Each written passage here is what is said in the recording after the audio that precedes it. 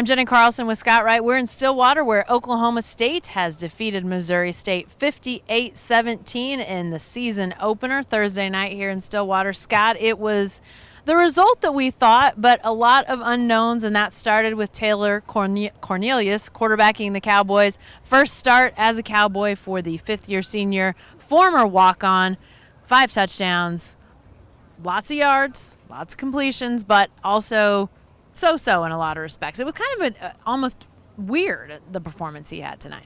Yeah, it really was. There are probably some people who had to work tonight or were doing whatever on a Thursday night, and are going to end up looking at the stats at the end of the night and see 24 of 34, 295 yards, 5 touchdowns, 1 interception, and think, Corn Dog must have looked pretty good tonight.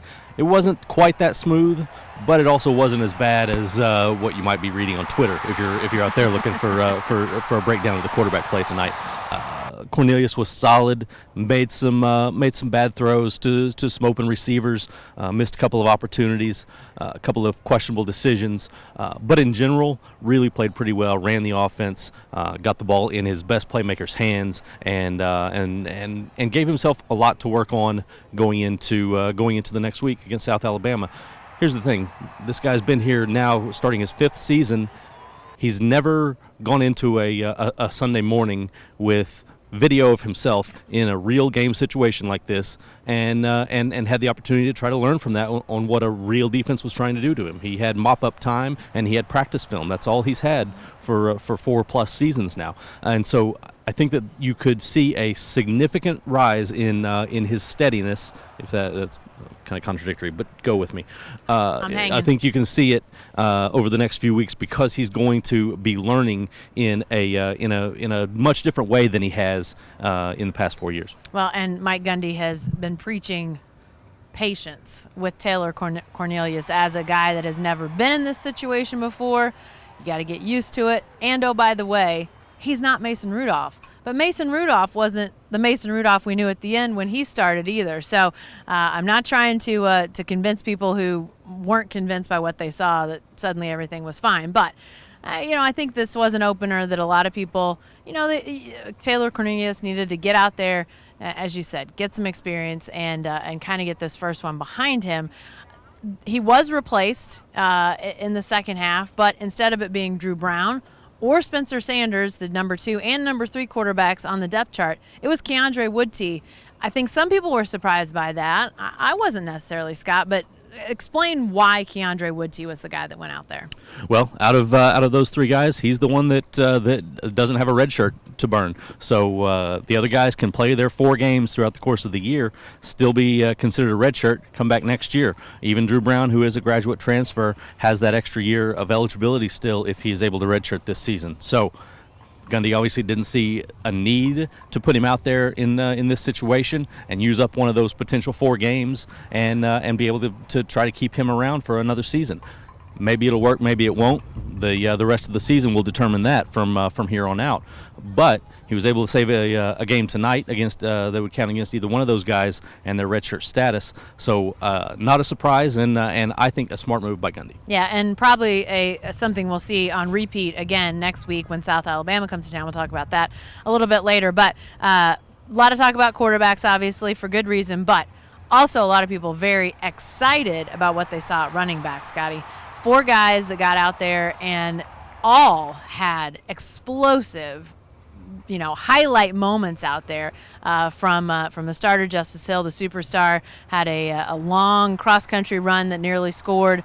Would have been, I think, 95 yards, 96 yards had he scored. He did not, came up just short. We saw a dynamic cut and move up the field from Chuba Hubbard. On and on it went. I mean, these running backs, we knew they were deep, but I don't know if we all appreciated truly how deep and talented they were. Absolutely. No matter how you look at it, your number 4 in this running back core is either Chuba Hubbard or L.D. Brown, and they both had huge plays tonight. They both turned on the speed and showed just how fast they are. Made a big impact on multiple occasions, but especially with their big plays. So you look at what all of these guys can do. There's not a weak link in that chain anywhere. Combined, all 4 of them over over 430 total yards from scrimmage. Really an impressive night. They all had their moments to shine and all took advantage of the spotlight. I remember a couple years ago, Justice Hill's freshman year, there were 4 guys, I think, listed on the depth chart. It was an or situation. Yeah. I think that's because they were trying to figure out who the best guy was, and it ended up being Justice Hill. They've really got 4 guys now. When you talk about, having 4 guys, the depth is solid. It doesn't look like this is a situation where they're trying to have a guy emerge. They clearly know Justice Hill's their top guy, but they've got 4 guys they can use in a lot of different situations. And Justice Hill only 10 carries tonight, which is another good thing because they knew they wanted to limit him. Let's talk real quick about the other side of the ball. Jim Knowles, new defensive coordinator, his defense makes its debut tonight. What was your impression of this defensive unit, Scott? I mean, Missouri State, an FCS opponent, not going to be telltale for all things coming down the pipe with the Big 12. But what did you think about Knowles and his group for the first time? Other than a rough patch there in the third quarter, really a pretty solid performance, doing what they needed to do in this situation. I think the thing that fans are going to enjoy based on what we saw tonight about this defense is the way that Jim Knowles likes to rush the passer. He does a lot of different things that were effective tonight. He has a 3-man front that has Jordan Brailford at one end, Calvin Bunnage at the other end, and a defensive end, Jarrell Owens, as the nose tackle in that 3-man line. And those are 3 guys that know how to get to the quarterback in a lot of different ways. That will be a package that's going to be really intriguing to watch and see what they can do with that as they're going forward. Those guys like to get to the quarterback, and they know how to do it. All right, let's hear what the Cowboy coaches and players had to say after this one tonight. It's a good win for us. We played good at times, played sloppy at times. Obviously, our running backs run really well. Up front, I thought we were average at best. I thought that Taylor was average at best, and we turned the ball over too much. I think we had 2 turnovers. Both of them were close to inside the 30-yard line going in. We can't do that. Defensively, we played pretty good. We got out of our gap twice and gave up 2 really long runs. Other than that, we were pretty good overall defensively. So it was good for us. Too many penalties on special teams. I just thought he missed too many throws. In my head, I thought he missed 6 throws that normally he hits. His mental part, I thought, was good. He just missed some throws. Now, he got twice. He threw the ball down the middle one time, should have been picked off, and he did throw the ball down here and got it picked off. And then he just missed some throws. I think there's no question that he'd like to have some throws back, but he made some clutch plays, showed his mobility. But definitely, I think Taylor could have played a little bit more without any hesitation, a little bit tentative today. But, that's to be expected in a first start, home opener. So he'll get better. He'll get more confidence as time passes and he gets more reps in live situations. I mean, I thought I could have done better for sure. Can't throw an interception like that, but I mean, the receivers played well, really well. I mean, and all the running backs did an unbelievable job. Did you have a lot of jitters out there in the beginning? A few, but I think they went away after the first couple snaps. What did that feel like after 4 years of sitting? What did that feel like to start that game? Yeah, I mean, that's what you came here for. That's why I came here for. It felt great to get out there and get the chance to do it, but I got to be better. But, I mean, all around, everyone else I thought did an unbelievable job. I mean, we're always anxious to go out there for game day. You practice and work out for 8 months just to play a few games. And so being out there for the first time is definitely a good feeling. It's just it was just an ISO play just to get out the red zone, and I just saw a crease and I just hit it, and I just started running and got caught at the moment. Did you get tired? No, I didn't get tired. They just made a good play. Did you think you had the touchdown, or did you know that they were catching you? Nah. Well, I just was running, and then I feel I was a little bit short. So we're trying to create habits, defensive habits here, and that's regardless of the score or regardless of who's in the game. It's important that we create some habits that we can live by all year long. And I was disappointed in that middle stretch. I thought we let up a little bit.